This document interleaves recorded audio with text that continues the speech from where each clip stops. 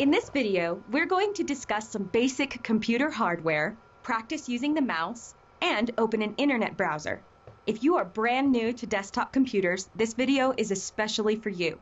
If you already have a basic understanding of how to use a computer, feel free to skip ahead. First, let's look at the basic hardware components that make up a desktop computer system.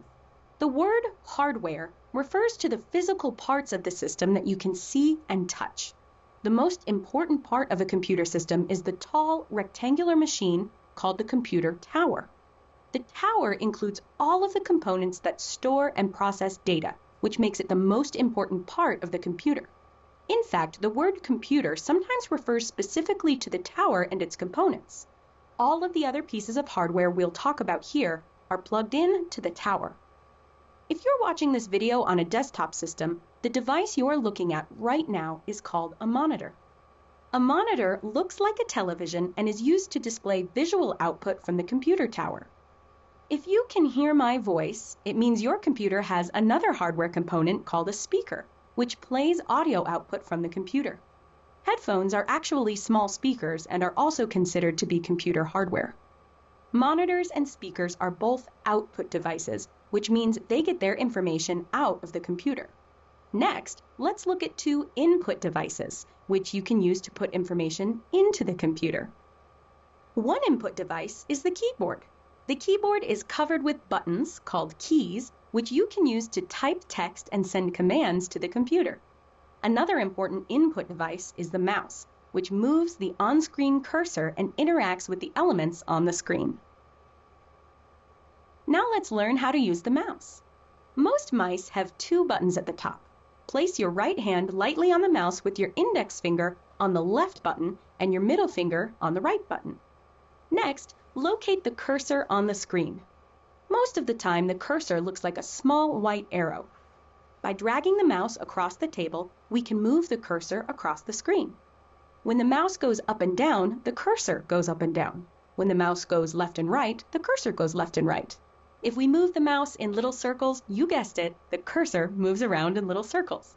It may be tricky at first, but with a little practice, it'll become easy and natural. Next, let's talk about the two buttons on the mouse. Whenever you press one of the mouse buttons, it's called a click.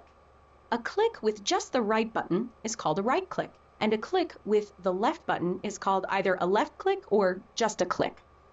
Whenever you right click, you'll see a menu with options for whatever you clicked on. As you can see, the computer shows a different menu for each kind of thing when we right click. Left clicking is used to select items on the screen. Whenever we click one of these icons, a box appears around it to show that it is currently selected. One of the most basic things you can do with the mouse is to open a computer program or application. Let's use the mouse to open Google Chrome, which is a program we can use to access the internet. At the bottom of the screen, there's a gray bar called the taskbar. This is the symbol for Chrome.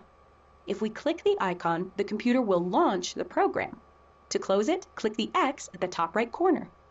Let's look at another way to open a program. This large blue area is called the desktop.